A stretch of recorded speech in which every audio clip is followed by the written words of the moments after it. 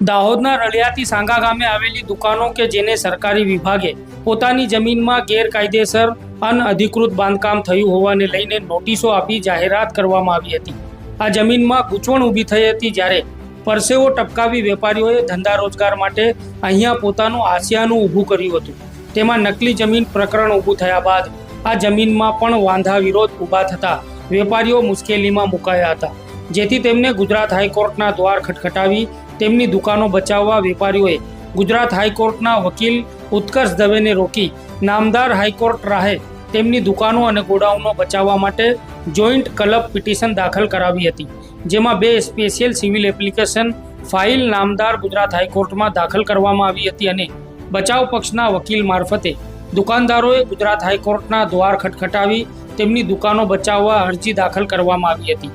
જ્યારે નામદાર ગુજરાત હાઈકોર્ટે પોતાના જવાબમાં જણાવ્યું હતું કે તંત્ર દુકાનો તોડી પાડવા માટે ઉતાવળિયા પગલાં ન લે, દુકાનદારોને સાંભળે અને તેમને મામલતદાર સમય આપે, સ્થાનિક મામલતદારને કાયદાકીય રીતે કાર્યવાહી કરવા તેમજ દુકાનદારોને સાંભળી કાયદાકીય રીતે ડિસિઝન લેવા માટે નામદાર ગુજરાત હાઈકોર્ટે હુકમ કરી મહદ અંશે દુકાનદારોને રાહત આપવામાં આવી હતી, જેમાં 7 મહિના અગાઉ તત્કાલીન મામલતદાર મનોજ મિશ્રાની સરકારે બદલી કરી નાખી હતી। ત્યારે નવા મામલતદાર તરીકે હાલોલમાં ફરજ બજાવતા પ્રદીપસિંહ ગોહિલને દાહોદ મામલતદાર તરીકે નિમણૂક આપવામાં આવી હતી।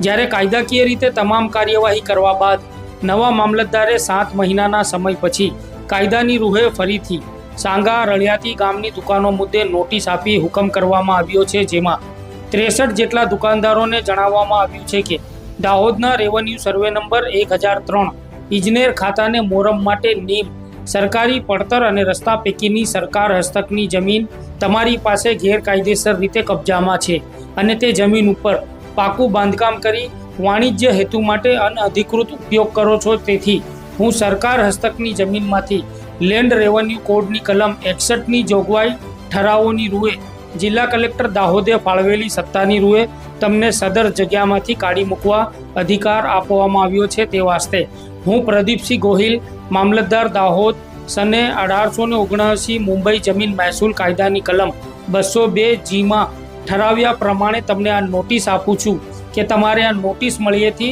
જગ્યા પરનું તમામ બાંધકામ તારીખ 20/6/2025 પહેલાં દૂર કરી દેવું। તેમ કરવામાં ચૂક કરશો તો મુદ્દત વીતીએ સરકારી રાહે જગ્યા ઉપરનું તમામ બાંધકામ દૂર કરવામાં તજવીજ કરવામાં આવશે અને તે અંગે થતો તમામ ખર્ચ જમીન મહેસૂલ બાકી પેટે તમારી પાસેથી વસૂલી લેવામાં આવશે, તેની નોંધ લેશો, તેમ મામલતદાર દાહોદ દ્વારા નોટિસમાં જણાવવામાં આવ્યું છે। ત્યારે હવે 63 દુકાનદારો ફરીથી હાઈકોર્ટના દ્વાર ખટખટાવશે કે પછી શું કરશે તેવા સવાલો શહેરમાં ચર્ચાનો વિષય રહ્યા હતા। જો કે આ મામલે વેપારીઓએ પણ પોતાની પૂરતી રજૂઆતો તંત્ર સમક્ષ કરી છે, પરંતુ હવે તંત્રએ આ જમીનને સરકારી જમીન જાહેર કરી દીધી છે। ત્યારે હવે આ મુદ્દો કેવું રૂપ ધારણ કરે છે તેના ઉપર સૌની નજર બનેલી છે।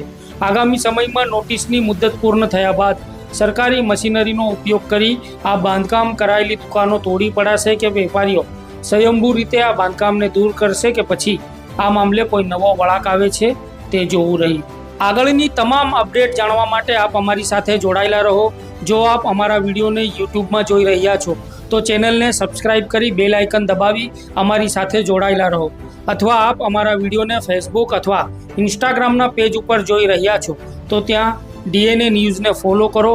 આવા જ તમામ પ્રકારના મહત્ત્વના સમાચારો અને વિડીયો તમારા સુધી પહોંચાડતા રહીશું, જેથી આપ પણ તમારી ફરજ અદા કરી અમને સબસ્ક્રાઇબ કરો, ફોલો કરો, લાઈક કરો અને અમારા સમાચારોને શેર કરો। ધન્યવાદ।